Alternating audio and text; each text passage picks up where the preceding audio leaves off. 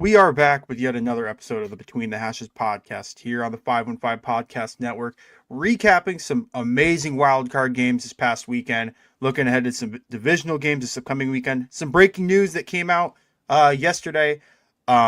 Just a lot of football storylines to look forward to. We're obviously in the middle of the playoffs, so we're in an exciting time of the NFL season. But as always, joined by Braden, Brock Bierman, and myself, Dawson Livingston. We always start every episode asking everyone how they're doing. Fellas, how are we doing? I'm doing great, man. I mean, learn the hard way to always trust your first instinct, because I said on here that I thought the Niners were going to win, and then when it came time to put the graphic together for our playoff bracket, which if you guys haven't seen that, go check it out on Instagram or wherever else we posted it. But I ended up going with the Eagles on that one, and that we'll get into that game later, but that did not end up aging as well as my original take. I'm doing all right. College basketball sucked yesterday, but that's the only thing I have going for me right now is college basketball. So you're not looking forward to the next head coach of the Arizona Cardinals? Not keeping tallies on names? I mean, any name has been rumored to be potentially interviewed with them, but the whole point of actually going to the interview is, I feel like, the final stage of actual candidates. But every name that I have seen linked to that job sucks, dude. Every one of them sucks. I'm not even gonna lie. I'm not even saying that to be funny. It's like every who wants to go play? Who wants to go coach / play for that organization? The ownership sucks. It's been like Arthur Smith, like Matt Nagy. Oh wait, whoa! It's just Super Bowl champion, two-time Super Bowl champion Matt Nagy. Oh yeah, how well did that go this year? Hey, he tried his best, but he's not welcome back in Kansas City. Please do not come back, Matt. We do not want you. No, actually, Andy Reid's going to retire, and you guys are going to promote from within and give him the head coaching position. No, we're not. No, that's very funny. Funny joke. It's going to be even funnier when it happens. We're not putting that in the universe. I'm going to manifest it. No, we're going to stop this right now. Nope. Oh, man. Yeah, we're going to get into recapping some of the NFL wildcard games. The first 4 games were all fantastic games. The last 2 sucked. Kind of dud. Yeah, they were just duds. I mean, they just weren't that entertaining to watch, but the 4 before made up for a lot of the disappointment the last 2 games had. But we're going to get started with the first wildcard game of the playoff schedule. Rams defeat the Panthers 34-31. After a heroic fourth quarter comeback by Matthew Stafford, scoring a touchdown, I think with a minute and a half to go, if I'm remembering this game right. That sounds right. 40 seconds to go. Sorry, 40 seconds to go. Less time than I even thought. But yeah, Panthers only end up losing by 3. What were your guys' thoughts on this game? Any concerns for the Rams going forward? Yeah. I mean, it's the same thing I feel like we've kind of been saying about them the entire regular season. They will beat the crap out of these really good teams, and then they play these teams that respectfully maybe are not to the same level, and then they just play them stupidly close. They got incredibly lucky that this was not another one of these losses. Going 0-2 versus the Panthers would have been a rough scene for a team that I think most people think is a top 5 team in the NFL right now. That would have been awful, but yeah, heck of a catch by, I think it was Colby Parkinson, walking the tightrope, getting into the end zone. I hated to see that because I both hate the Rams, and it would be really funny if the Panthers won. But I got to give credit where credit is due. That was a heck of a play. As long as you can win the games at this stage in the season, that's all that really matters. Kind of just stop playing down to competition, and you'll be all right. Good season, Panthers. I didn't even think you would even get remotely close to this position. Probably half the wins where I had you at peak this season, and you finished 8-9 in the regular season. Good for you. Playoff appearance, almost beat arguably one of the best teams in the league, and the Rams. I was rooting for the Panthers at the end of there. I was really hoping that we could continue this. Will Dawson get a Panthers Super Bowl jersey? But that was as short-lived as Ricky Stanzi's NFL career. So don't ask why Nate Stanley's NFL So career. yeah, I don't know why Ricky Stanzi was the first player that kind of. I was like, think of I someone think from. Stanzi actually played a couple years. I think Stanley only played like he half played. a He season. played like 3 years, I think. Did in Kansas Stanley ever City. even make it off of a practice squad? I don't Stanzi think so. was on Kansas City's roster 1 year. I don't know about Stanzi was on Kansas City. Stan Lee was on Minnesota. Yeah. Yeah, Stan Lee has no stats on Pro Football Reference. So, Didn't Spencer Petras make a roster? God, no. No, Stanley. No. See, all your quarterbacks kind of mush in the one. Yeah, dude. Except for that Stanley, 3rd and 5, you just quarterback sneak it for 6 yards.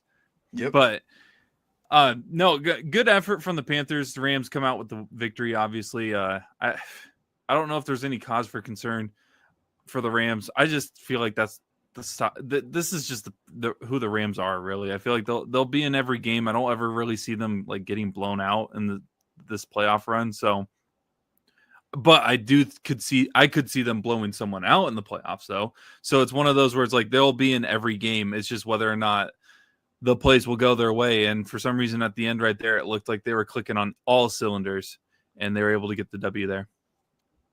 That's the frustrating part about this Rams team is when they're clicking, I would argue they're the best team in the league. They're 1 2-point conversion away against Seattle from basically having home field, having the number 1 seed. I know they lost the Falcons the following week, but I think that would have pretty much locked up the 1 seed for the Rams. They're just not a very good road team, and we always talk about how they play up and down to their competition. And shout out to the Panthers. Even I, the most bullish Panthers fan out there, was not in the realm of possibilities. So shout out to them. I just want to point out that you were hesitant on our picks last week to just go with the 3-way sweep of the Rams. And I feel like that's the epitome of how this game went. The Panthers almost did it, but it was that little hesitation. The loss is on you, Dawson. Little hesitation from you. Why the Panthers lost. I tried to big brain, and I'm like, if we all pick the Rams, the Panthers are going to win. I just thought the entire week, and to be fair, up until 40 seconds to go, I thought the Panthers were going to win. I'm like, you know what? I'll throw away my playoff bracket if the Panthers end up winning this one because it would just be so funny. Who cares? Yeah, exactly. At that point. My bracket's already cooked, and we'll get into that. Me and Braden's are looking rough right now, but but shout out to the Panthers. This Rams defense is just not good. I don't know what it is, but they just get carved up by everyone. It seems. Seattle game 3 or 4 weeks ago, they gave up 38 or 39 points. They gave up 30 to the Falcons, and then obviously 31 to the Panthers. Granted, they won this game, but now they're playing a team in Chicago next week that Chicago's offense is looking really good. So maybe we'll see if the Rams defense can kind of stop them. But I cannot be more happy with how the Panthers season went. This was awesome to watch. And sounds like they're bringing back Bryce Young and a bunch of their free agents. So we'll see how maybe the Panthers won't even be frisky next year. Maybe they'll just be good. They'll lose the frisky title. But yeah, great game to start off the wild card schedule. The following game, that Saturday night game, was even crazier. The Bears rally back from down 25 in the fourth quarter. Does that sound right? To defeat, Yeah, I think 25. Yeah. to defeat the Green Bay Packers, and I would argue that's the biggest rivalry in the NFL, right? That or maybe Steelers Ravens. Yeah, I Cowboys, would Eagles probably would give be it up to- there. Yeah, but Yep. I'll weigh that. I think if you had Probably Packers, I think if you had a Mount Rushmore, I think they're for sure up there. Steelers, Ravens, Cowboys, Eagles was a good one. This game just had so much drama. The Bears looked dead to right in the first half, only scoring 3 points. And they obviously rallied back, scored 25 points, took a 2-point conversion took a Caleb Williams masterclass in the second half to defeat the Packers. What were your guys' thoughts on this game? Do you think the Bears can continue this like heroic play, if that makes sense? I mean, here's the thing, man. Like, this Packers team, like, they have not won a game since Micah Parsons went down. This team is – the defense is just flat out not great sometimes, which, granted, they played really good for 3 quarters. They held the Bears offense to like 3 points, I think it was, or 9, something like that. But, man, my concern with the Bears long-term is you cannot get away with only playing good football for 1 quarter in January. You just can't do that. So if they can figure it out in the first 3 quarters, or at least make it like, I don't know, a 14-point game going into the fourth, that could maybe help them out a bit. But you're not going to dig yourself out of 28-3-esque holes in the playoffs every single week. That's just not going to happen. Just not. Dude, I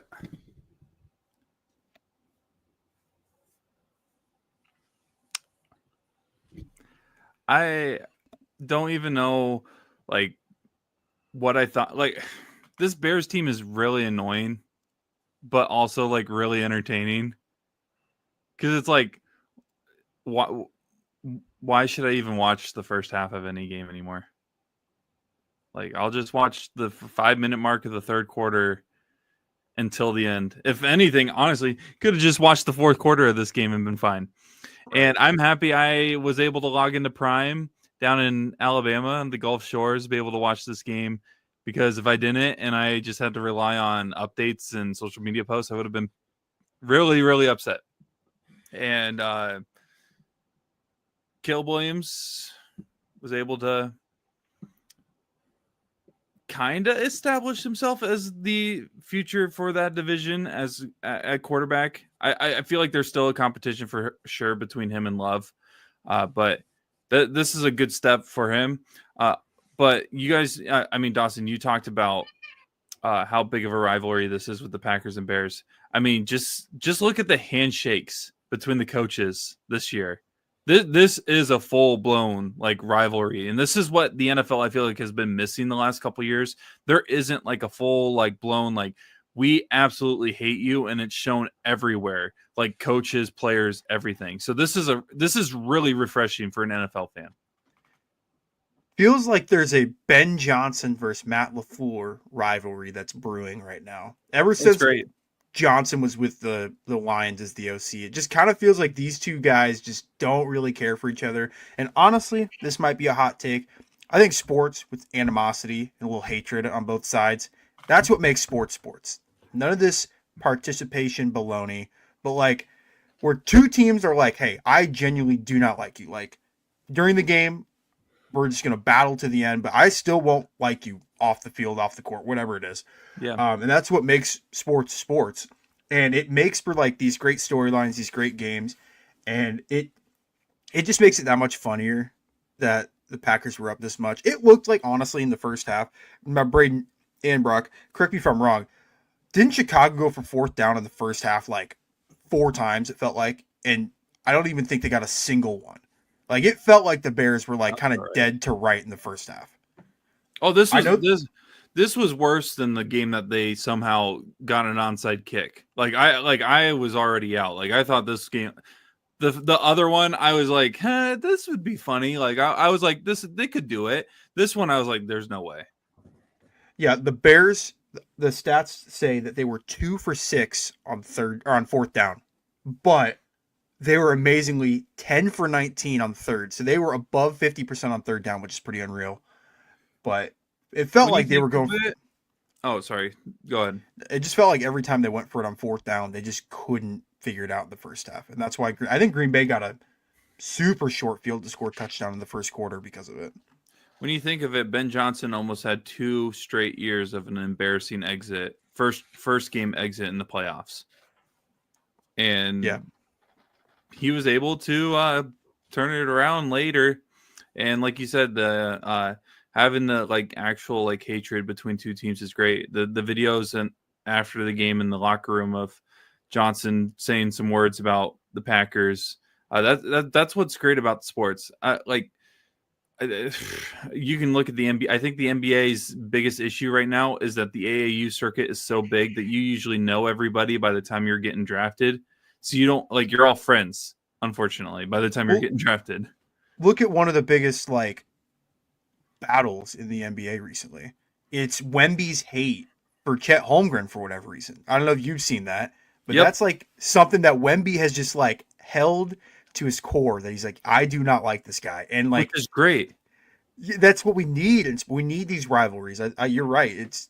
We kind of lost that, especially in the NBA. Football, it's still kind of there. NBA, it's too many games. Too many games for that. But, I mean, it's great. I like it when coaches have a little bit they show their ego a little more than they probably some of them would probably like to. I like when players talk trash. Of course, I feel like it's more natural in the NFL just because the game is so barbaric, really, when you think of it. But,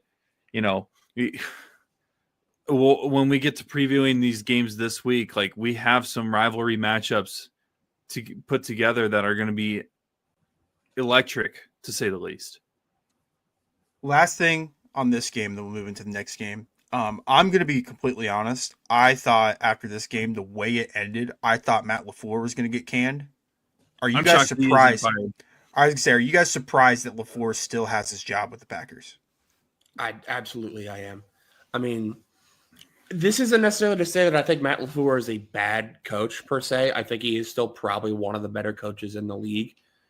But considering this has been an ongoing issue really all year, where it feels like there's a couple of baffling clock management decisions that led to them losing these close games.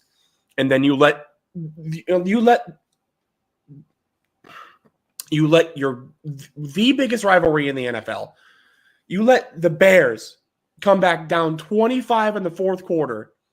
And not even just that, that last drive, maybe last couple drives, where they called the timeout and then got to delay a game on third down, weren't able to convert. They had to trot Brandon McManus out there on fourth and Timbuktu in 25-mile-an-hour winds, shanked the field goal. They ended up shanking the PAT as well. But that stretch of events, and then a game that they lost by 4 when they were up by that many points to start the fourth quarter, unforgivable. Straight up unforgivable. I don't care who you are. You cannot let that happen. Have they announced that he's coming back? I don't think they necessarily have or not. I haven't seen. Here's how the Green Bay offense did in the second half by their drive results. Punt, punt, punt, punt, touchdown, missed field goal, turnover on downs. When they're up 21-3. Which, shout out Matthew Golden for scoring his first NFL touchdown, but still, that is... Yeah. Green Bay had 3 and outs in the second half. It's one thing to end up punting on a drive. It's another thing when it's 3 and out and your defense is immediately back on the field after Chicago's getting these long touchdown drives to go their way. But an already very depleted defense. Right. Yeah. But, yeah. I'm certainly shocked that LaFleur still has a job, to say the least. And we'll get to the news of the recent coaching move, but I don't know, something. I don't want to say that it's going to happen, but I definitely am not saying his job is not safe in Green Bay right now. I still think there's a chance that he's not coaching there next year. Yeah, honestly, with the way some of these head coaches have been leaving and the names of the head coaches that have been leaving their teams, I don't think a single head coach is safe in the NFL other than Sean McVay, Shanahan. Yeah. I guess Vrabel, but who knows? Who knows? Those are the only for sure safe guys. Yeah. And I mean, what was supposed to be honestly a little weaker coaching pool in terms of coaches that would be available for signing this offseason, maybe compared to previous years, has turned into one of the most talented pools of coaches in a coaching carousel in NFL history. Of course, when we get to the Steelers situation, like there has to be things that actually have to happen in order for a signing of Mike Tomlin elsewhere. But it's interesting that this offseason blew up in terms of the coaching carousel this season. Yep. Should be really fun to watch. Obviously, we'll talk a lot more about that kind of stuff when we get to the offseason or when hirings happen in the next few weeks. But right now, we're just going to talk about some more NFL wildcard games. The next one on the slate was Sunday's noon game between the Jacksonville Jaguars and the Buffalo Bills. The Bills end up taking down the Jags 27-24 after a late Josh Allen rushing touchdown put this game away. Jags ended up getting the ball back, and then Trevor Lawrence throws a pick on the first offensive play of the last drive. What were you guys' thoughts on this game? Are you guys disappointed in Jacksonville's season? In Jacksonville's season, no. I didn't have them getting anywhere near this spot. Yep. You had a lot more faith in this team than anybody else on this podcast did. Shout out to you. But no, especially considering they traded what they did to get the number 2 overall pick, and he played like 6 games. No, it felt like we had kind of been begging for a lot of step-ups for a lot of these guys, and we had kind of given up, but we finally got them this year. Like Trevor Lawrence, I think since week 11, had like a 24-2 touchdown to interception ratio. Travis Etienne really all year was we thought at least I did. I thought he was washed. Like after the year that he had last year, I thought it was pretty much over for him. Completely revitalized his career. Really, other than BTJ and Travis Hunter, that whole team has really pretty much exceeded my expectations to the absolute fullest. Shout out to Liam Cohen, has completely turned the ship around, and I think the future is incredibly bright in Jacksonville right now. Duval. Amen. Probably the last time we'll play that soundbite until the offseason. So, all right. I respect on repeat, my bad. I didn't even realize just have it playing for the rest of the episode. Just drones in the background. I didn't have Jacksonville even sniffing the playoffs this year. Especially if you would have told me that Hunter wouldn't play over half of the year, and they would still make the playoffs, I'd be like, there's no way that you would spend a first round pick on that guy and then not and then make the playoffs without him even playing. But the Bills needed to win this game more than the Jaguars did. I truly believe that there may have been a situation where if the Bills would have lost this, I could see a way where people are starting to start looking at Buffalo as a potential place to have a coaching opening. And I think we discussed that a little bit last week, and they needed to win this one. Kind of an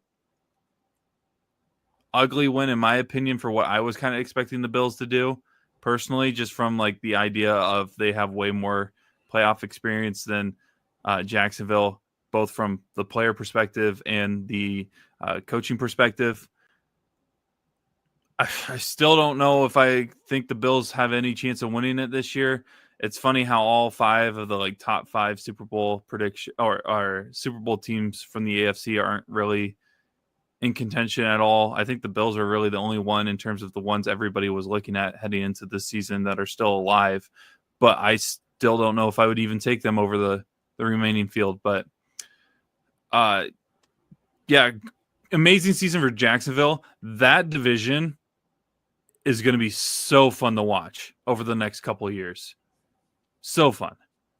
And what's crazy is, outside of the other South division, the NFC South, you could make an argument for the year that was probably the worst division in football.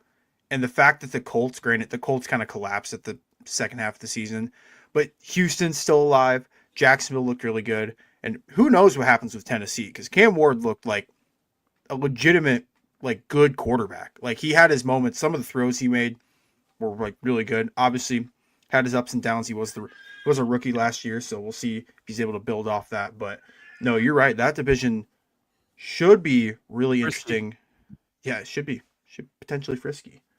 But I was surprised that Buffalo was able to win this despite the lack of rushing.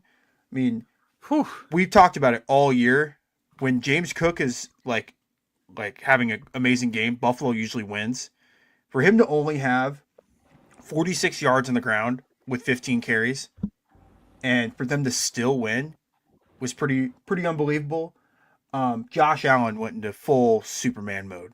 He had 28 for 35, 273 passing yards, 1 passing touchdown, and added 30 yards on the ground with 2 rushing touchdowns. Like, he took over this game, and I agree with you, Brock. It was a game that Buffalo needed to win. Even though I picked Jacksonville, there were going to be some uncomfortable conversations with Buffalo had they lost this game, and it was like the result of the defense or the offense, or however they lost this game. There were going to be questions surrounding this team this offseason. But now with the AFC being wide open, I think you could make a legit argument for any of the 4 teams left in the AFC to win the Super Bowl, just because each team has their strengths and what they're really good at.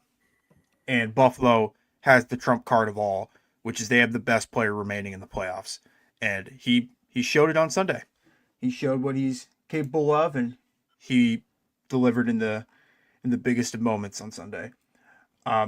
Moving into our next game, Braden's going to be happy about this one. The San Francisco 49ers defeat the Philadelphia Eagles 23-19 after 13 fourth quarter points by the Niners. Some trickery was going on in this play. We saw Juwan Jennings throw a touchdown. We saw kind of an not like unknown guy, but a guy that you forget is on the Niners, and Demarcus Robinson having the game of his life, it feels like, for 6 catches, 111 yards, and a touchdown. But I think the biggest storyline is just the Eagles collapse. But what are your guys' thoughts on this game?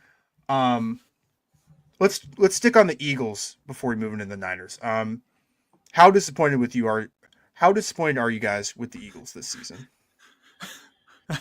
I'm never How disappointed am I as far as I thought they were going to do, or how disappointed am I? Compared to expectations, because obviously they won the Super Bowl last year, and they kind of just fell on their face this year. No, all of us were preying on their downfall, but yeah, no, I think everybody and their mother expected them to be really good this year. I mean, really, their biggest loss was Mekhi Becton. Really, maybe a Bryce Huff or something. Not superstar level talent that they really lost. But man, it turns out Kevin Patullo is really, really bad at his job, and he got canned for it, rightfully so. But yeah, all I'm gonna say is it was a 4th down and 1, and the Eagles went out of empty with Jalen Hurts as their quarterback. Please tell me you guys saw the interview of the little kid getting interviewed after the game. I sure did. That was my Christmas present. That kid was spitting. I'm going to pull this this be up. the new OC. Brock, you want to give your thoughts and input on the game, and then as I get this pulled up? So, I was not feeling good heading into this game for just for superstition reasons. I wore my Purdy jersey for the day. I usually try to wear a jersey for if I have one of a team I'm cheering for the day to play. Went to breakfast at a very nice restaurant, and the person serving me had a Eagles shirt on. So I was like, oh, that's great. This is a good sign for today. And then went to a museum. Great museum, by the way. It's a Naval Air Academy museum down in Pensacola, Florida. Highly recommend anyone interested in history stuff. Then I missed the first couple of minutes of the game. Love your cat, by the way. But she needs a little. She's getting air jail time for air jail. But being didn't feel good watching the game at all. Let's just say I haven't felt this way since I was at Jack Trice Stadium a couple months ago watching a rivalry game between the team out east. And definitely had someone holding my hand because I was literally fidgeting with my hands to the point where it was getting to the point of annoying other people. And I'm not even a fan like a 49ers said fan. By the way, I didn't even know that George Kittle tore his Achilles because that's how late in the game I started watching the game. And I was just like, oh, I wonder where he's at. And then they wiped to a replay, and I could tell instantly before they even pushed play on the replay what it was going to be because they showed the back of the ankle. And I was like, oh, so this is going to be fun to watch. And they pushed play, and, enough said It's on exactly what what you would expect for a 49er replay. Yep. Oh, yeah, here's the video. I'll finish up my statement after. Oh, Yeah, just here. kick me off, why don't you? Yeah. This kid My deserves Christmas more present, screen and I time got a than you. loss. Oh no, you probably would have rather had Cole, huh? Yeah, probably. I want AJ Brown packing his bags, and I want him somewhere else that is not here. I love you, AJ, but you can't make those drops in that game. And I also want Kevin Patullo flipping burgers at the local McDonald's or something. I don't care. It's Why do you great. say that? Whenever he's an offensive coordinator, it's like he's flipping burgers. One side he's cooking, one half he's cooking, and the other half is completely raw. Yes. So true. So true. I mean, But we've the- all okay. had those moments as sports fans, but I'm not- that for an 8-year-old or 10-year-old or whatever to say that is so funny. He's not wrong, but at the same time, when you have a receiver nicknamed Mr. Always Open, Yeah. and he's dropping that wide open pass on third down. Hey, he said he's open. He didn't say he was going to catch it. Yeah. Did you see his finals numbers in that game? He was They weren't targeted great. 7 times and only had 3 receptions. 25 yards. And he was talking about how the kid in that video was talking about how the Eagles offense has been inconsistent. It's usually just one side or the other that's working for them, one half or the other. Saquon Barkley, who we all thought just dominated. I mean, we all thought he just dominated last year. Yeah. One of the more historical seasons as a running back in this era of the NFL. He had, not including the playoffs, which in the one game in the playoffs, he did have over 100 yards. He had only 3 games where he hit the century mark in rushing yards this season. He did reach 1,000 yards in the season for yards on the ground, but big drop off from one year to the next. And then, 5.8 yards per carry is what he was getting last year. 4.1 was this season, which 4.1 is not terrible, but Yeah. it's not Saquon Barkley numbers that everybody was expecting. I mean, he almost had 2,000 yards last year. Yeah. Yeah, For him and I will say in that defense, and I've said it about 100 times, the Eagles' offensive line has very much taken a step back this year. Right. Oh, yeah. With the retirement of Jason Kelsey, with losing Well- Mekhi Becton. Well, even in this game, Lane Johnson didn't play, did he? I No, think Lane he Johnson was ruled out. So And I think the backup went out pretty early on too. So that's going to hurt things just in general. But yeah, all year it just was super inconsistent, just not what we had kind of expected at coming off the season he had last year. But yeah, man, I don't know. Braden, I'm kind of curious about your current feel of the 49ers team, because they did have no one can deny that was a very impressive win. Anytime you can go into Philly and win it's one thing, but the way that they were able to do it, I do give them a lot of credit for what they were able to do. But you lost another game, you lost another star player, unfortunately, in George Kittle, and now you're going to one of, if not the toughest places to play in a big time football game in Seattle. What are your thoughts on the 49ers after this performance? I mean, I'm not really as worried about losing Kittle as you would probably think I would be. Yeah. Just because Kittle's missed a lot of time already this year, and Jake Tonjes has completely exploded onto the scene. Yeah. He had no career snaps before this year, and now he has 6 touchdowns on the season. Yeah. He has been absolutely a baller. Obviously, is not even a quarter the pass blocker or blocker in general that Kittle is. But you're not going to get Kittle out of Jake Tonjes. Let's just be real. Any percentage of tight end production we can get out of him, we'll take. And we've been able to get a good amount out of him. So as far as production goes, I think we'll be okay. Obviously, losing anybody at this point in the season is incredibly difficult to try to rebound from, especially to his caliber. But I'm not super worried about the offense at this point. But the defense, I mean, we kind of got lucky that the Eagles' offense is just flat out inept right now. And we were able to hold Seattle to 13 points last week.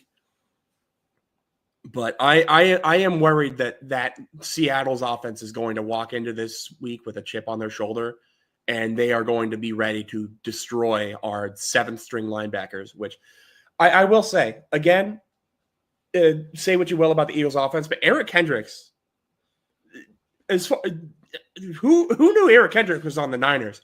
Because I was watching Tatum Bethune do war crimes on the field. I don't know. You're just like, well, why did it take this long for this guy to get on the field? Yeah, I know. Dude, I saw him on the field for like 2 plays, week 18. I was like, we had this guy on the field. We had this guy on the roster the whole time.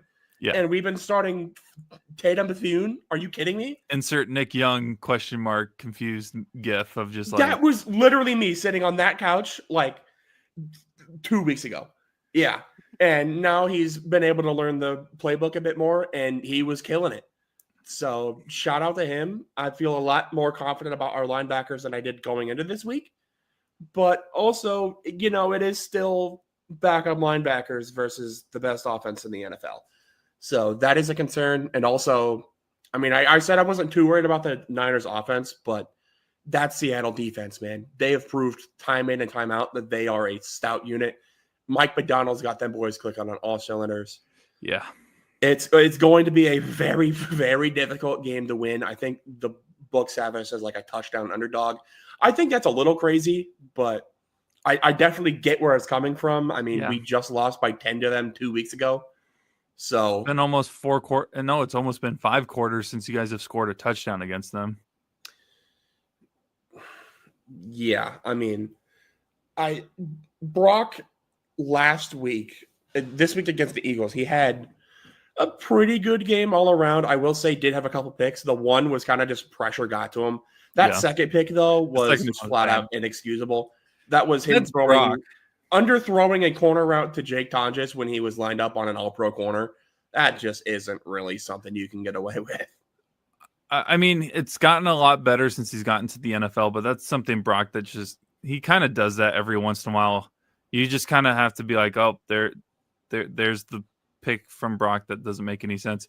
Again, it's been less in the NFL, but like, you know, as an Iowa State fan, I know exactly what you're talking about. He likes to play hero ball a lot more often than you would really like for a quarterback of Brock Purdy's archetype, I will say. Yep. Especially when you're like down in those type of games with that much time left.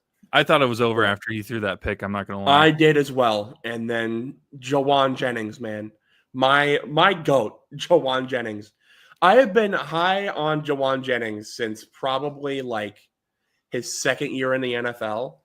And he was cut by the 49ers. He was, man. Listen, third and Jawan has blossomed this year.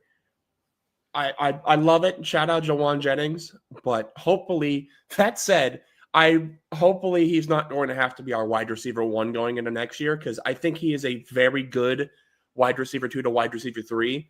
But if that's your like one target that you can actually rely on to be your wide receiver 1, that is a bit of an issue.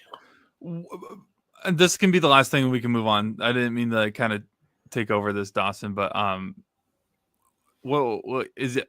Where's Ayuk? Is he just? I think he just hates us because he definitely was healthy. He just is like not happy about his contract situation or something. I don't know. Didn't he get a full contract? I thought so. I sure thought so. Man, I still wish that they would have contacted Pittsburgh and like actually made a deal of some sort, especially if you guys could have gotten some defensive players in return now. Like I wanted to keep Ayuk because he's a heck of a talent. I love him when he's on the field, but my God, man, if you don't want to play for us, why did we keep you? Why did we just extend you this offseason to refuse to play? Like, I get it. You're coming back from an injury. You don't want to get hurt if you're getting rushed out there. But, like, it doesn't take you're on a contract. Like, you're not. Years. You're not on a playing new for a contract. contract. It doesn't take 2 full years to recover from that injury. Like, it takes a while, but not as long as it has taken to get Ayuk back on this field. Yeah. That is probably all the recapping we'll do from the wild card games, just because I'll briefly say the scores. The other two were just not memorable, like even in the slightest. They were memorable in all the worst ways possible.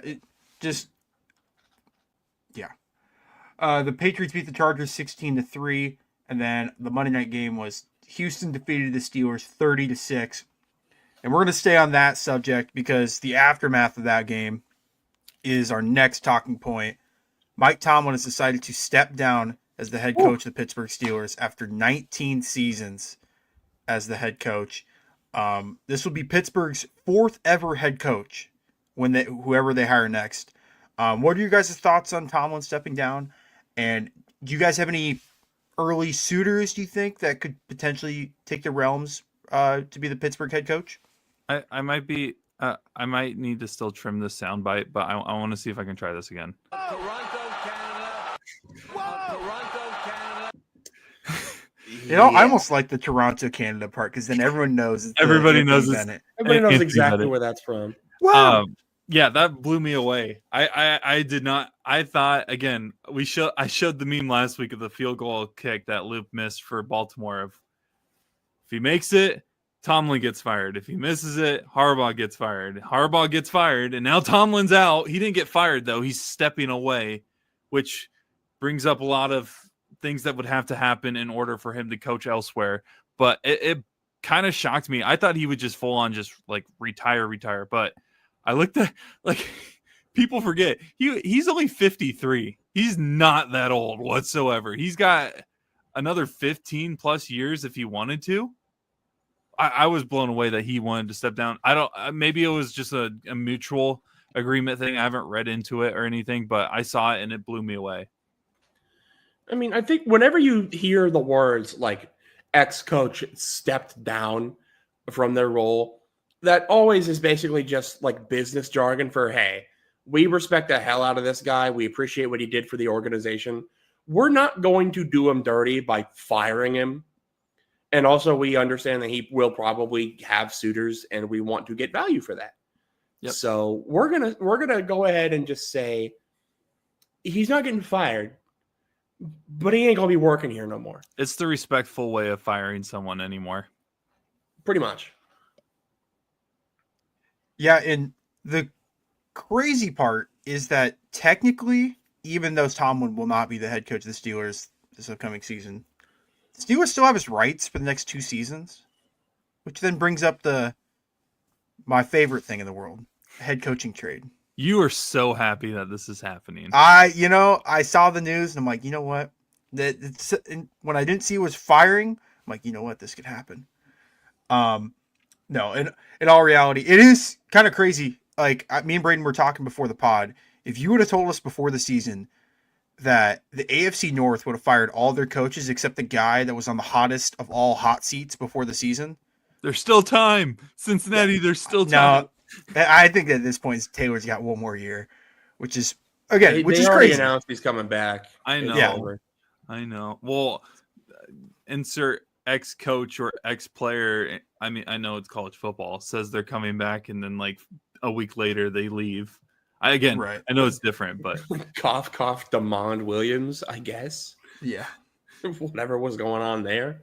Yeah, that's a whole nother talking point. Just college sports in general right now, because it's kind of craziness.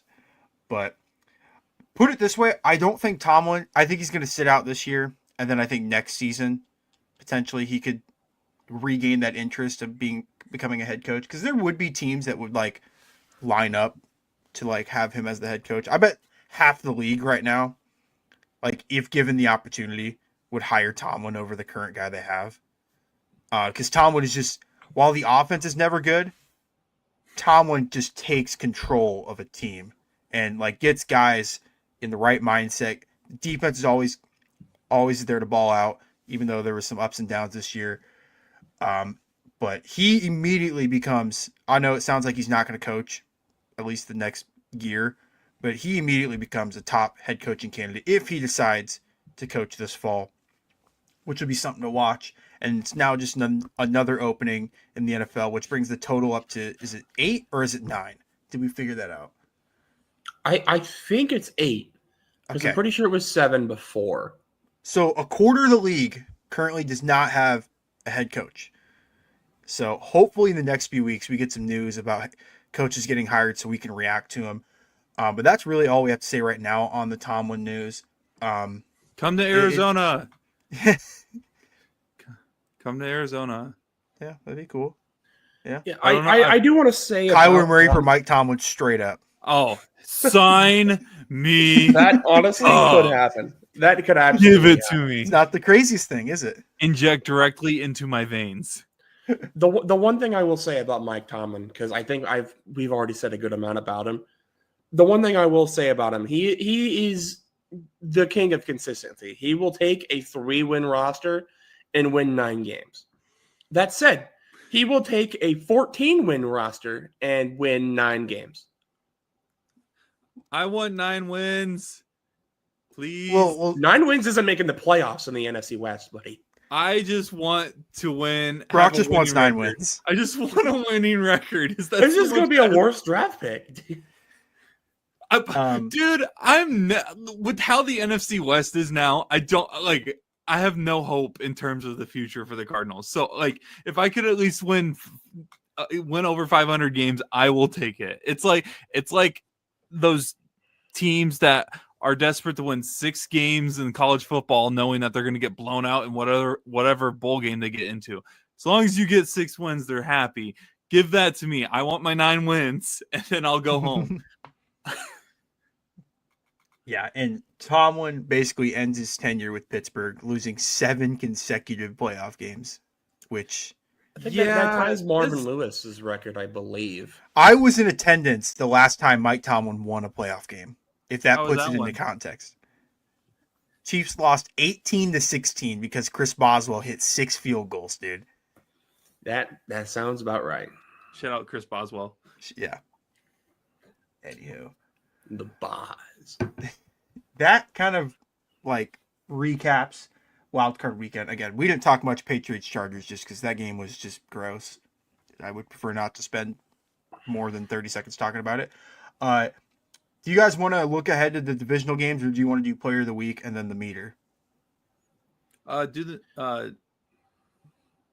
go through the meter and stuff. All right. Yeah, before. Let's do player of the week. Let's do the meter second after the player of the weeks. As always, doing recaps of player of the weeks, guys that balled out during wildcard weekend. Braden, the floor is yours. Yeah, so we didn't end up really talking about this Houston Steelers game too much other than just Mike Tomlin stepping down. But there was one guy that actually did pretty good offensively this game, and that was Christian Kirk. I will say Christian Kirk. I feel the need to specify after recent sports events. Christian Kirk did very well this week. 144 receiving yards and a touchdown, 18 yards per catch. Really, it felt like he didn't really do anything all year, spent most of the year hurt, it felt like, but really stepped on when he needed to in the playoffs against a really good Steelers defense. That is kind of the one thing they're known for, is that defense, which it did their job until the fourth quarter, but then really after that Aaron Rodgers strip sack for a touchdown, it all kind of just unraveled for them. But yeah, Christian Kirk, really good game, just all around. Yeah, he was the only Texans bright spot on that team, because even Stroud was Stroud couldn't hang on to the ball that game. Yeah, Stroud had a couple of meatballs. It's dude, what are we doing? Brock, here's your player of the week. Yeah. Bears kicker did good. Yeah, Santos, it's hard to kick in Chicago in a playoff atmosphere, as proven from Green Bay's side of things. And Santos went 3 of 3 from as of kicking field goals, longest of 51. And they proved crucial in a game that they needed literally every point possible in order to beat the Packers and move on. So I thought about giving some love to the Bears kicker, because the last time they were in the playoffs, the kicker was not loved by Bears fans by the end of it. That's all I'll say. Yeah, the difference in the Packers-Bears game was McManus missed a PAT, missed a field goal, and Santos was perfect. I mean, that's really what it came down to. If McManus makes that PAT, the Packers kick a field goal when they're on the 20-yard line with 5 seconds to go, instead of that goofy play that they tried to run at the end. Potentially, we're talking about an entirely different game with overtime and all that. So, no, I really like that one. And shout out to Santos, Chiefs legend. But here's my player of the week. This guy, he beat the team I had going to the Super Bowl out of the AFC, so I'm a little salty with that. But Josh Allen had an unbelievable game. 306 total yards, 3 total touchdowns, pass rating of 108.7. Just truly took over. And it seemed like early on, with the Bills not getting a run game going, it felt like this was going to go to Jacksonville. But Josh Allen really just took over this game and showed why that the Bills deserved to be in this spot. So that is my player of the week honors for the wild card weekend. Now we get into my favorite part of the episode, the frisky meter. Here is the meter for the divisional round, not wild card round. I want to know your guys' thoughts on where I have each team. If you're in the red, I see you getting eliminated this weekend, or you just have flaws. You just have flaws that are just super bad. If you're in the orange, you're good, but again, your flaws are rough. Yellow, you could win the Super Bowl, but it would take some good events to fall your way. If you're the green, you're the runaway Super Bowl favorites. And as you can see in the middle, even though the Panthers did lose, had to make a Panthers cameo. So they are the official ticker for the frisky meter. So what are your guys' thoughts on this one? Yeah, I mean, I agree. As much as I don't like the Niners being in the bottom tier, I get it. That defense has looked suspect really ever since losing their 2 best players.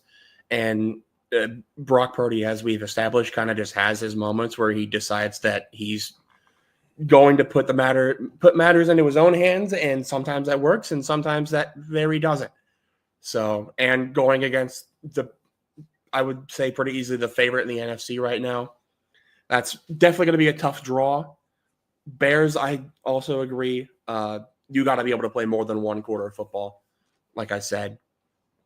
And yeah, really just all around, no problems here.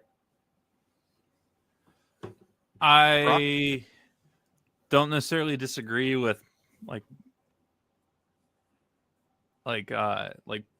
there's an obvious issue. I don't have an obvious issue with any of yours. The Rams one, I would maybe move to the orange. Their defense concerns me a little bit. Yeah, the Bears definitely deserve to be there just because, you can only get lucky so many times with the comebacks. 49ers, the injuries have been there. Texans, I think orange is good. I could see them in the red too, because also they only played the Steelers, but that's also coming from someone that has had the Texans in his power rankings the last month and a half. So it's just it seems like their offense is rolling. Nico's hurt though, so we'll see how that turns out. But yeah, Seahawks and Patriots being in the green is this all works out. The Broncos one, I'm interested to see how that will age, just because they didn't play last week. And a lot of people definitely think that they might be a little overrated.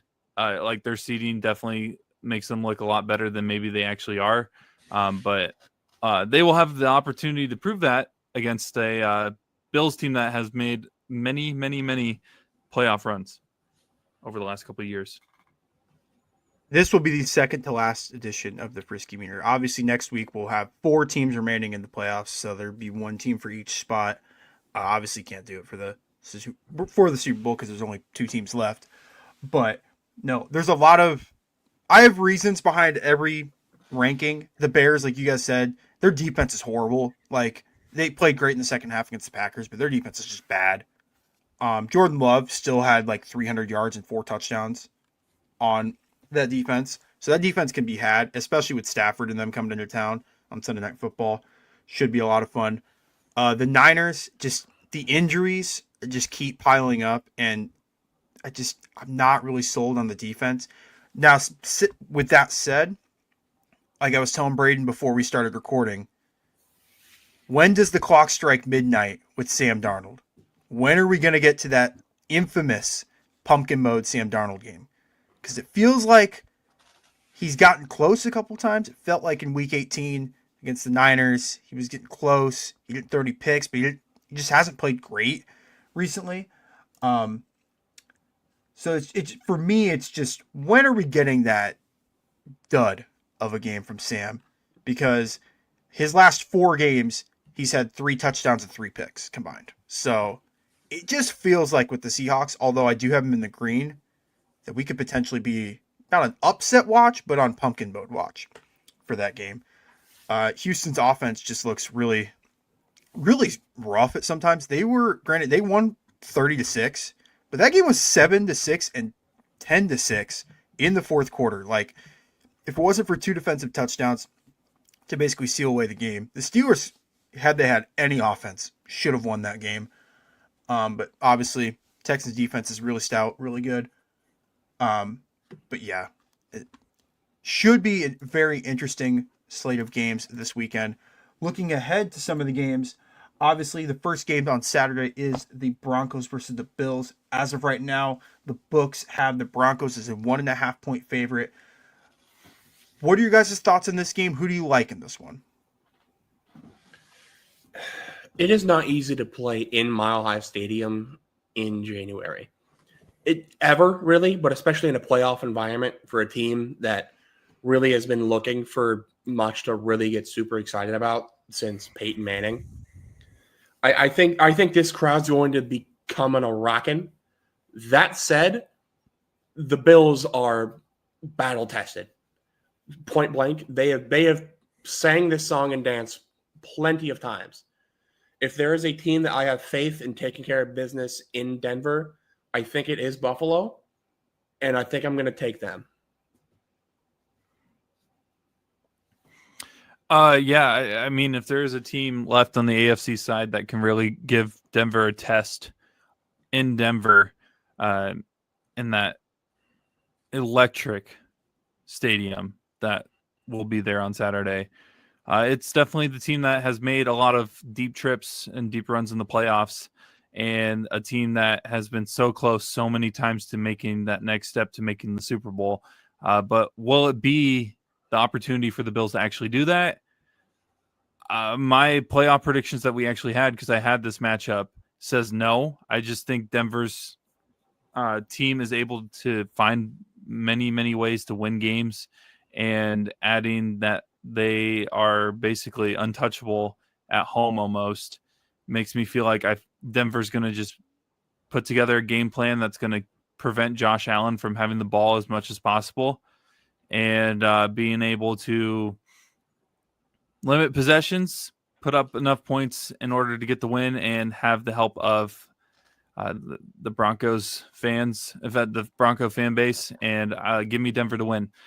1.5 seems interesting, though. I'm not going to lie. We usually give like 3.5 for a home team. Usually 3. The fact that it's at 1.5, though, that as someone that's picking the Broncos has me a little concerned. Like, what does Vegas know that I'm either just not thinking of, or I'm trying to, my brain's trying to not remind myself about. But yeah, give me Denver to win this game. These two teams played each other in the playoffs last year. I don't know if you guys remember. Do you guys remember what the score was? Wasn't it a blowout? 31-7. Granted, these two teams are two different teams than last year. Buffalo's defense is worse than last year's. Buffalo's rushing attack is slightly better than they were last year. Denver, their defense is ferocious this year, and then Bo Nix has taken a step up. Having that said, this is the year with, obviously I had picked the Jags in the previous round to beat the Bills, just because I think the Jags were really the only other team that could give the Bills a run for their money. this is the year for the Bills to make a deep run. I think this is the year that the Bills could potentially make the Super Bowl out of the AFC.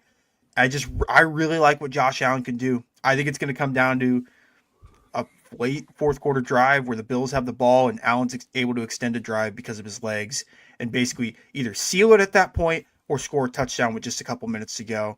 And I just don't quite trust Bo Nix to deliver in that spot. Granted, they have multiple times this year, but I really like Buffalo to win this one. Moving into the second game on our Saturday slate, we have the San Francisco 49ers traveling up to Seattle, take on the Seahawks. The books right now have Seattle as a touchdown favorite at 7 points. Who do you guys like in this one? I mean, we saw this 2 weeks ago, and it did not end well for me. And unfortunately, I don't really see it going much better, especially now that we don't have George Kittle. I think if we were to get Fred Warner back this week, I think that would probably be enough to say, screw it, give me the Niners. But we're not. We're not getting him back.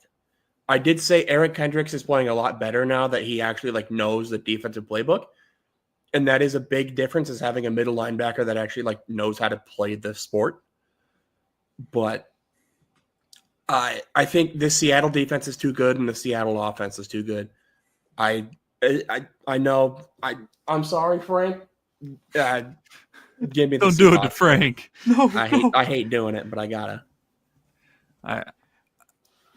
My mind says Seattle. I'm not gonna lie, but again, to keep consistent with what I predicted heading into the season, as well as my playoff predictions, I got to keep with the 49ers to win this one.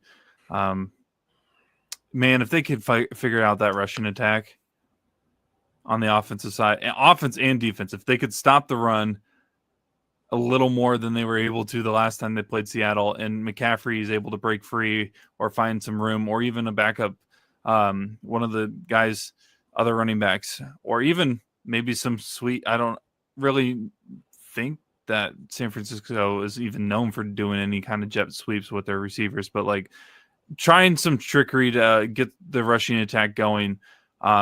If they're able to figure it out, I do like San Francisco's opportunity to win here. So yeah, I'm going to stick with San Francisco, even though 2 weeks ago makes me want to not go with San Francisco. What I'm about to say might sound like counterintuitive. I am predicting the pumpkin game from Sam Darnold. With that being said, Seattle's team is too good of a team that I think they can overmask a pumpkin game from Darnold. This game, I don't know how the books have it at 7 points. Maybe they saw the game from 2 weeks ago, but honestly, no offense, Braden, those jerseys that they wore 2 weeks ago, I think took 6 points off the board for the Niners. They just did not look good. So I just think that they played worse with those jerseys on.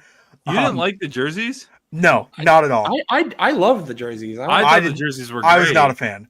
I The was saloon not numbers too match much the going on. Niners vibe, man. I don't Leave know. it to an Iowa fan. They're better than the last wearing all black and jerseys being we not blacked out them. there. Too much going on for me, for my liking. They were You way just don't like better they than didn't the, ask Iowa for permission. yeah. They were way better than the tortillas that Arizona wore earlier this year. Oh, the specs? The specs Yeah, the weren't ones- bad. No, someone told me they looked like a tortilla, and now I can't unsee it. They did do kind of look a like a tortilla. tortilla. Hey, I like tortillas. I like burritos. So, They weren't eaten. Let's just say, and they were eaten. didn't they wear those against Seattle too? No comment. I believe they did. No And, comments. Yeah, they got They smoked. got eaten. All this to say, I think the Niners are going to keep this super close. I think the Niners do keep it within a touchdown. And I think Sam Darnold's going to give them some chances to keep the Niners in this game. I think there's going to be a late pick in the game. But Seattle's team, their rushing attack with Charbonnet and Walker is unreal. So I still like Seattle against my better judgment, but I'm not saying San Francisco can't win this game. Put it that way. Moving ahead to the first of our, what were you saying? All by myself again, just like me taking the Bills last week. You were right with the Bills, so maybe San I was Francisco not does. feeling good about it watching that game, though. I was like, What? oh my god. Dude, just pick the Seahawks so we can have the sweep. Come on. Yeah, you do it for Braden, honestly. Come on, Because man. then the Niners are a lock. The problem is like my graphic says otherwise though. No, you could Okay. change your graphic. I'm about to change a pick that I had on my graphic. Actually, no. I had the Eagles winning last week. I said They did on not win. video I thought the Niners were going to win last week. And then the next day, when we came time to make the graphics, I flipped to the Eagles. If I need My to word put it means in nothing. if I need to put it in the universe, then I will say I picked Seattle. If that helps you. Good enough, I guess. Yeah.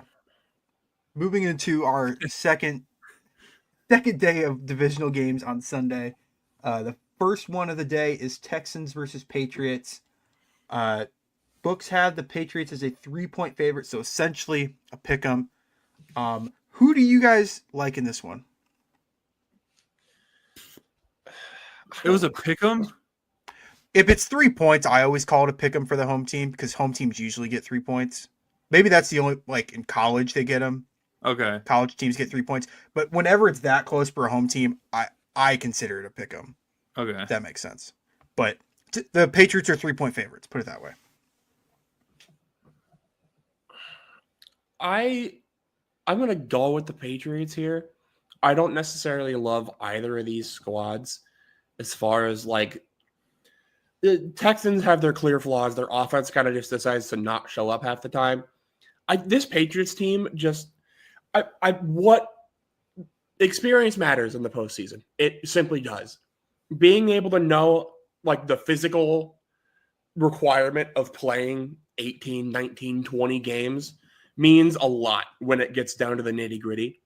So the fact that like none of the players on the Patriots other than like Stephon Diggs has really any postseason experience does scare me quite a bit. And we know the last time Mike Vrabel had the 1 seed, he ended up losing it when he was with the Titans. Good thing they have the 2 seed. This is true. They are the 2 seed, aren't they? I forgot about that. Why did I think they were the one? I don't know, man.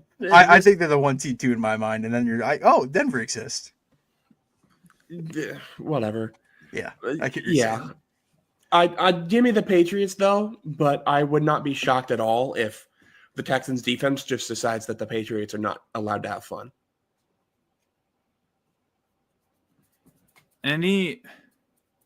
This shows you how much I like refuse to like pay attention to the Patriots. Any update on the situation in the receiver room? No, they're gonna wait till after the Super Bowl. Okay. I keep going back and forth on this one because like part of me is like again, I get my biggest issue with the Texans is that their offense isn't always consistent, but when it's hitting, it's really good, and then their defense is one of the best in the league. But the Patriots have Drake May. Give me the. That's all you give need me to say. Yeah, That's all you need to say. Give me the Patriots and the. Give me the Patriots and the points for the Patriots easily. Like, which I mean, it's you said it's 3, so yeah, I think the Patriots are going to win by like 10 plus. Really? Yeah. Okay. All right. I like New England as well. That's going to be a clean sweep for us. I don't know if Nico Collins is going to play. So that's going to be a huge miss for the Texans if he's not able to play. And then obviously, I just really like this Patriots team as a whole. Drake May's been balling out. The defense, granted, the Chargers O-line last week is Swiss cheese at this point in the season. Bradley Bozeman is ranked 42nd on Yeah. PFF scale of offensive linemen. And for those not privy, he's a center. So there are 32 starting NFL centers in the league. Bradley Bozeman ranked 42nd. He's trying his best, man. He's trying his best. Didn't Didn't they get Trevor Penning? Who They did. The only reason why I remember Trevor Penning's name is because he went to UNI, and you don't really, outside of like Penning, Spencer Brown, and David Johnson, those are really the only UNI players that I can immediately And think like of. Kurt Warner. Yeah, I was going to say. Well, I guess Kurt Warner, You missed like a very, very notable one. Okay, well, I guess on me for that. That's one, Hy-Vee legend. I'm Sure, thinking of Warner. players that have played within the last 5 years. Okay. Oh, David Shep- Johnson hasn't played in a long time either. No, he's played within the last 5 years, hasn't he? Well, Has I he? guess Didn't he play for the Saints for like a yeah, goofy he had second? cardio seasons with the Texans and the Saints. I gotta pull this up before I. He might have hopped around a couple practice squads, I guess. I don't know. Yeah, he Yeah, was on the he Saints for 12 carries in 2022. Yeah, he retired 2 years ago, I think it was officially. That sounds right. Yeah. We were talking Patriots Texans. I just lost my train of thought. I give me the Patriots. I think the Patriots. It's a low scoring game, but I give me Drake May. Drake May has objectively been the best quarterback in the AFC this year, in my opinion. And Stroud just has too many ups and downs, dude. Like we didn't talk much about the Monday night game, but he just kept like giving the Steelers chances to come back in the game. He had 2 fumbles that were pretty bad. He had a pretty bad interception in the red zone. So I don't know if CJ Stroud's really going to play well against this Patriots defense, but I'll give you the Patriots in that one. I think Jake Browning is a little closer to Drake May than you think in terms of AFC quality quarterback. Potentially. To close off the divisional round matchups, we have the Sunday night game between the Los Angeles Rams and the Chicago Bears. This one, I think by the time kickoff happens, it's supposed to be like around 0 degrees. And it's going to be a great home game for Chicago. Sweet. The books have the Rams as a 3.5 point favorite. With that being noted, the Rams opened as a 4.5 point favorite, so the line is already moved towards Chicago. But who do you guys like in this one? I like the Rams for reasons I think I've already stated a good amount of times. Yeah, they played way too close against the Panthers, but they do that sometimes. When you play against these good teams, they end up doing a lot better for whatever reason. And also, for the love of God, Chicago, can we play 4 quarters of football? If you can get fourth quarter Caleb Williams in them for even the entire second half, I think they have a really good shot. But if we don't, I think the Rams are just going to put them away before even the Bears can do anything about it. Rams by 14. Whoa. I wouldn't say 14. I'd No. say by like a touchdown. This is the game where the Bears like start really bad, and this is the one that they won't come back on. See, in my mind, I think this game is going to be a shootout because I think both defenses for the Rams and the Bears are like bad. Like they've just objectively been playing bad the last few weeks. But the point total has went down 3 points due to, I think, like people thinking the weather is going to be that cold and can the Rams offense translate to the cold weather. But I also really like the Rams in this one. Another clean sweep for us. I think Sean McVay has a real. I mean, everybody knows about how great Sean McVay is as a offensive-minded head coach. I think he's going to find a way to give his offense the opportunity to do whatever they want against this Bears defense, while also not necessarily blowing everybody away on the defensive side, but like at least getting enough plays in that mess with Caleb Williams enough to get inside his head. Because that's what you want to do. Once you get inside Caleb Williams' head, it's over. Like he'll throw you a pick. He'll give you the ball. And so I just feel like McVay is going to be able to find a way to manipulate that defense a little bit, even though it hasn't been the prettiest defense in the last couple weeks for sure. But the ride for, but again, I picked the Packers last week for the same exact reason, and here we are talking about another Bears game. So we'll see how many more times I can say this before the Bears lose. Yeah. Underrated storyline in this game. Watch out for the Rams rushing attack. With this being a cold weather game, look for Kyron Williams and Blake Corum, who have been a good 1-2 punch. Kyron had 1,200 yards in the season. Blake Corum had 750 yards, combined for 16 touchdowns on the ground between the two. Like, that's a pretty formidable rushing attack for the Rams. So with the weather being that cold, I wouldn't be surprised if Kyron Williams just has an unbelievable game because that Bears run defense. The second half they looked okay against Green Bay, but objectively the entire season they just have not been a great defense. That will probably wrap up this episode unless you guys have anything to add for this week. I have one more thing. I don't know if you guys saw this, but Oregon's already posted a photo of what Dante Moore and Dylan Raiola will look like together next year.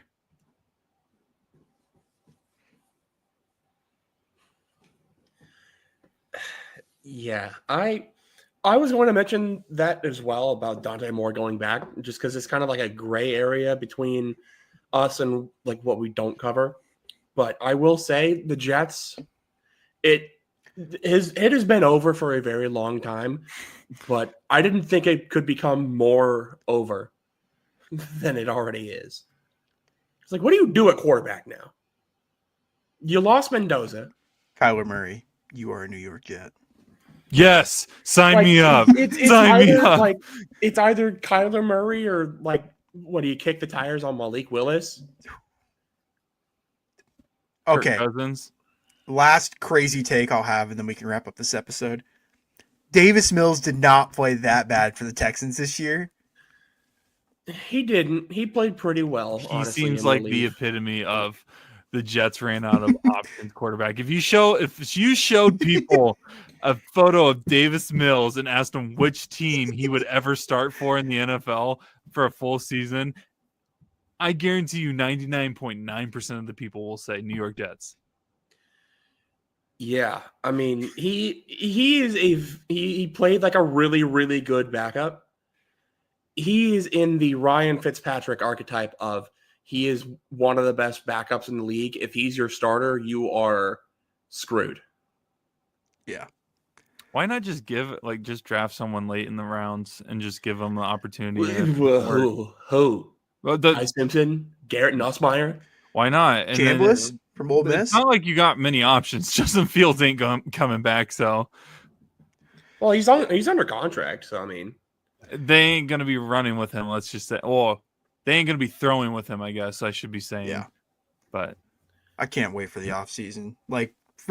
I'm happy that we're watching playoff football because all the games have been great so far. But I've been in off-season mode for 3 weeks now. So when we get closer to the draft, a team that got eliminated before the playoffs. Yeah. One of us. Well, I guess Braden's not a part of it. Never mind. Just join the club. I've been there before, though. Yeah. It's not a feeling I've had to feel in a while, but this is not a feeling I'm exactly foreign to. At this point, I don't even leave Cancun. I just stay. I have a residency. That's the funniest thing is when you see people on Twitter, to these NFL players that get eliminated, it's like, have fun in Cancun. And it's like, these NFL players get paid millions of dollars. Yeah, it sucks that you lose, the regular season so you don't make the playoffs, or you lose in the first round. I'm going to be honest.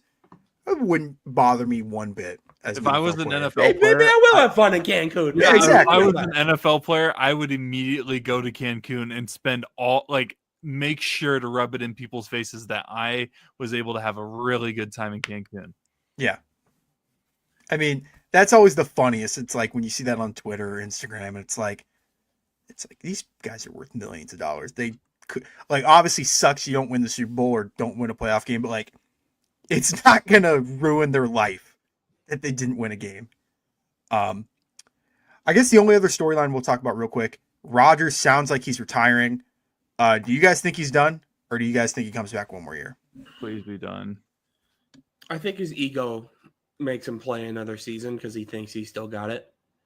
But Gramps needs to be put to bed. Where? I don't know. That's kind of the thing. He's going to try to start somewhere. Honestly, oh God, I can't even say. Brock? New The York? only other spot that he could start would be the Jets, but I don't think there's New a York? way in hell. You don't think the Cardinals? You don't No. think he could... God, no. Don't. Yes. Stop. Please. Stop. Please. Arthur Smith, the head coach. Aaron Rodgers, the starting quarterback for the Arizona Cardinals. I'd rather have Brock Jonathan in Gannon. absolute I'd hell rather have for Jonathan 17 Gannon as weeks. head coach. I'm going to get the signing post ready I'm gonna get the jersey swap ready and everything. It's gonna be sitting in the vault. I swear to God. Listen, we made a bet that if the Panthers made the Super Bowl, we'd buy Dawson a Panthers jersey. If Arthur Rodgers Smith signs is, to the Cardinals? if Rodgers signs to the Cardinals, I got I you. will buy you an Aaron Rodgers. Well, I'll go 50-50 on that. Buy you an That'd be Aaron funny. Rodgers jersey. Would you guys be mad if I burn it? Listen, it's yours. Would you do it on whatever you stream want. so we get some clicks? Yeah, you got to at I least got wear you. it for one game. Yeah, no, I'll wear it for I'll one wear it for episode. one episode, and then immediately after the Yeah. season, I will burn it. Week 1, wear it. Week 2, burn it. Actually, But no. make sure we get the you know what? footage. If he signs and you guys buy the jersey, I will wear that Aaron Rodgers jersey every Sunday for the entire season. There we go.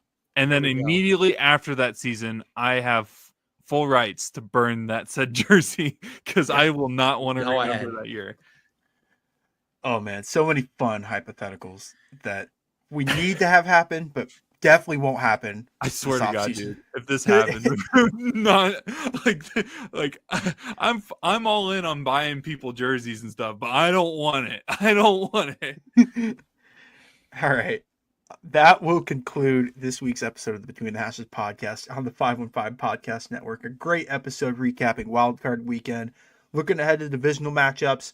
We're getting one step closer to the Super Bowl, to the AFC title games, NFC title games. The Pro Bowl is in 2 weeks. If you guys forgot about that, that's a thing. Yay. You guys gonna watch the Flag dodgeball? football. All Yeah. right. Yeah. So that'd be cool. Not. But yeah, another great episode from the fellas. Be sure to follow all the social medias, Instagram, X, Facebook. Be sure to listen to us. Also on Spotify, Apple Podcasts, SoundCloud. Is that right, Brock? Yeah, Technically? Okay. Listen, if you can find a podcast there, you'll probably find us. yeah. But if you like watching the podcast, I suggest X or YouTube or Facebook would be the best way to tune in every single week. But we are going to sign off here on the Between the Hashes podcast for Braden Bankin, Brock Bierman, and myself, Dawson Livingston. We are signing off.